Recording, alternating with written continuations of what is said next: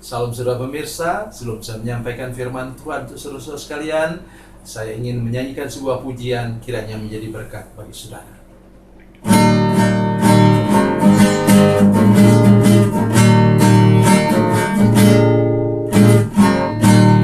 Terdengar sayup-sayup senandung merdu, angin pagi di pantai sejuk dan segar.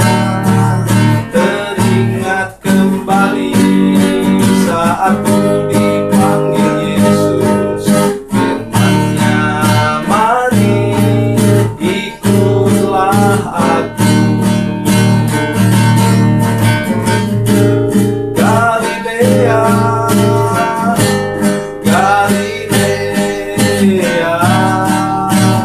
ku tinggalkan semuanya yang ku kasihi dulu. Ku berpaling segera dan menjadi murid-Nya. Ku ikut Dia, Yesus Tuhan.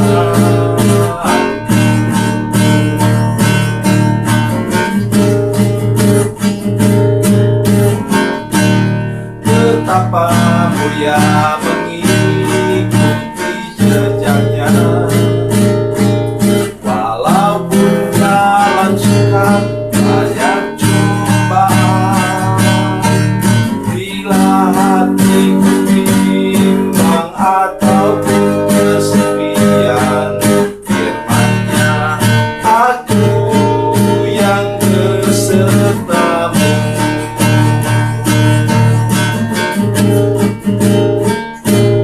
Galilea, Galilea, ku tinggalkan semuanya yang ku kasihi dulu. Ku berpaling segera dan menjadi murid-Nya. Ku ikut Dia, Yesus Tuhan.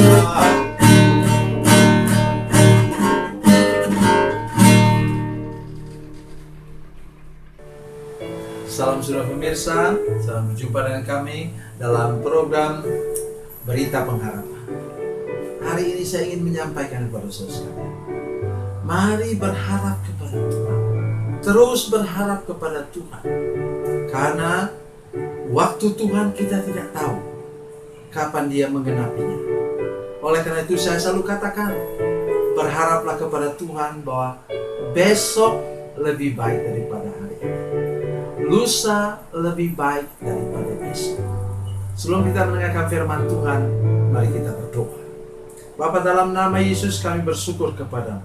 Ada janji firman Tuhan bahwa Engkau mau menggenapi semua harapan, kerinduan, dan penantian kami kepada Tuhan. Pasti Engkau genapi dengan berkat, pertolongan, dan mujizat daripada Tuhan. Berkati kami saat mendengarkan firman Tuhan ini, jamah hati dan pikiran kami dengan Roh Kudus, supaya kami dapat menangkap maksud firman Tuhan dengan tepat dan cara yang terbaik. Dalam nama Yesus, haleluya, amin. Mari kita membaca firman Tuhan, satu ayat saja hari ini dari Amsal pasal 13, penyanyian lama, Amsal pasal 13 ayat 12. Amsal pasal 13 ayat 12. Demikian firman Tuhan. Harapan yang tertunda menyedihkan hati, tetapi keinginan yang terpenuhi adalah pohon kehidupan. Amin. Harapan yang tertunda menyedihkan hati. Oleh sebab itu, beritanya malam hari ini ialah ketika kita meminta sesuatu kepada Tuhan, berharap kepada Tuhan, maka kita perlu menanti-nantikan Tuhan. Saya mengajak kita semua melihat sebentar dari Mazmur pasalnya yang kelima, Mazmur pasal 5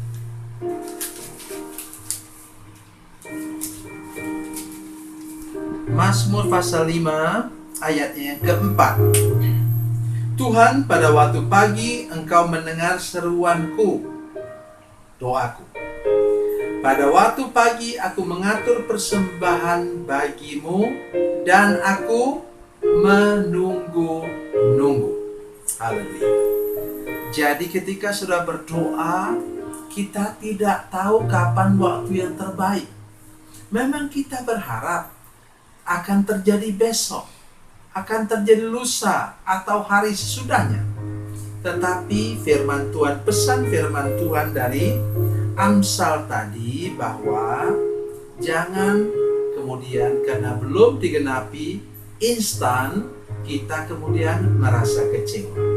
Ingat kata firman Tuhan bahwa di hadapan Tuhan itu 1000 tahun sama dengan 1 hari.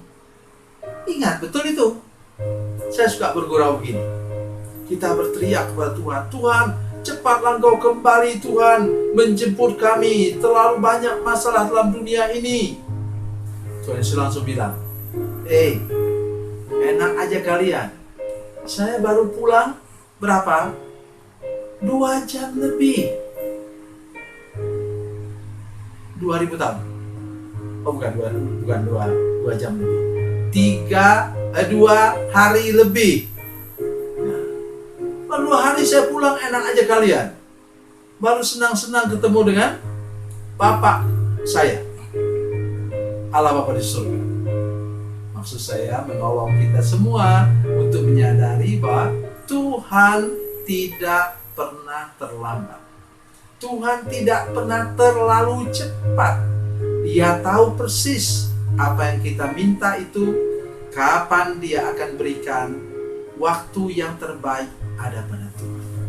Sudah masih ingat apa kata Pengkhotbah pasal 3 ayat 11? Katakan apa?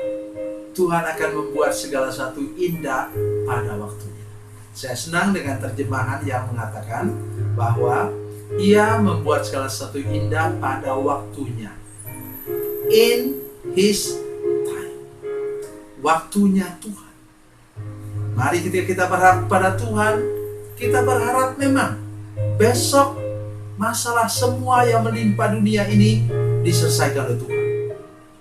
Saya selalu katakan, dengan sepatah kata, Dia membuat kaki Petrus bisa berjalan di atas air. 2 patah kata, Ia bisa membuat meneduhkan badai. Tetapi ingat, waktu Tuhan. Waktu Tuhanlah yang terbaik untuk hidup kita. Seperti firman Tuhan tadi katakan dalam Pengkhotbah pasal 3 ayat 11. Tuhan membuat segala sesuatu indah pada waktunya. Jadi ketika kita berharap, ketika menantikan Tuhan, mari kita punya sikap hati yang menanti, menunggu-nunggu Tuhan. Mari kita lihat paragraf atau kalimat berikutnya. Katanya, tetapi keinginan yang terpenuhi adalah pohon kehidupan. Ia bicara tentang pohon, Bapak Ibu sekalian. Itu sebabnya mengapa ketika kita mulai berharap kepada Tuhan, benih itu seperti baru ditanam. Jangan berharap bahwa benih yang baru ditanam langsung bertumbuh dan hari itu juga berbuah. Itu mah cerita dongeng ya. Ada pohon yang kacang yang kemudian jadi begitu besar, ujungnya sampai ke langit. Itu cerita dongeng untuk anak-anak. Tetapi yang wajar dan normal ialah di mana kita menunggu. Sedangkan padi pun, Bapak Ibu Saudara sekalian, yang sangat cepat. Pada masa saya masih kecil dulu, padi di kampung kami biasanya 6 bulan. Sekarang sudah bisa 4 bulan. Itu pun hitungan berapa? 4 bulan. 3 kali 4 berapa? 12, 120 hari mesti tunggu. Cepat 120 hari, lama saudara sekalian. Anak bayi, berapa lama kita nunggu sampai dia lahir? 9 bulan 10 hari. Oleh karena itu, tanamkan di pikiran kita sekarang, ketika kita sedang menunggu Tuhan, Tuhan pasti menjawabnya. Katanya apa tadi? Tetapi keinginan yang terpenuhi sudah pasti terpenuhi. Tapi tunggu dulu dong. Pengharapan kita, iman kita kepada Tuhan harus bertumbuh. Semakin hari semakin besar. Jangan kemudian kita katakan percuma berdoa, maka pohon itu menjadi layu dan mati. Hati-hati mengucapkan kata-kata. Jangan mengucap kata-kata kutuk, terutama dalam situasi seperti sekarang. Saya berharap hari ini semua kita percaya bahwa keinginan dan harapan kita itu pasti menjadi kenyataan. Berharaplah lebih sungguh-sungguh lagi kepada Tuhan. Tiap-tiap hari buatlah pengharapan kita, iman kita kepada Tuhan bahwa masalah virus ini pasti reda, dan buatlah pengharapan iman kita makin hari makin bertumbuh sampai berbuah. Kenapa saya selalu mengatakan sampai berbuah? Karena kalau iman kita bertumbuh, iman kita itu harus mempengaruhi orang dalam rumah tangga kita, mempengaruhi orang di tetangga kita, dalam percakapan-percakapan kita sehari-hari. Buatlah semua orang menjadi optimis. Nah, berapa orang dokter, teman-teman saya mengatakan, hati yang pesimis, hati yang menganggap bahwa kayaknya ini masalah virus ini bisa bertahun-tahun, itu membuat daya tahan tubuh saudara sekalian menjadi lemah. Sudah justru mudah kena sakit penyakit, mungkin bukan kena virus, dari penyakit yang lain, mungkin misalnya penyakit lambung, sakit kepala, ya. Ada juga yang sampai stroke karena ketakutan. Hati-hati saudara sekalian. Mari kita menularkan, menjalarkan, membuat orang melalui buah kehidupan kita, mereka menjadi percaya, menjadi berharap juga bersama-sama dengan kita kepada Tuhan. Terpujilah nama Tuhan. Mari lebih berharap baik kepadanya. Haleluya. Tuhan Yesus memberkati, Tuhan Yesus baik. Mari kita berdoa. Bapa, dalam nama Yesus kami bersyukur bahwa harapan kami kepada Tuhan, kerinduan kami kepada Tuhan, penantian kami kepada Tuhan pasti nanti digenapi dan membuat hati kami Tuhan berbunga-bunga, hati kami sungguh-sungguh percaya, dan buat mulai hari ini iman kami, pengharapan kami kepada Tuhan semakin bertumbuh dan tidak lama lagi nanti akan berbuah dan menjadi pengaruh positif, menjadi pengaruh optimis bagi saudara-saudara yang bertemu dengan kami. Dalam nama Yesus, haleluya, amin. Bila Anda memerlukan dukungan doa kami, atau bila Anda punya masalah yang ingin didoakan, silakan menghubungi nomor telepon kami 0812 7661 1125.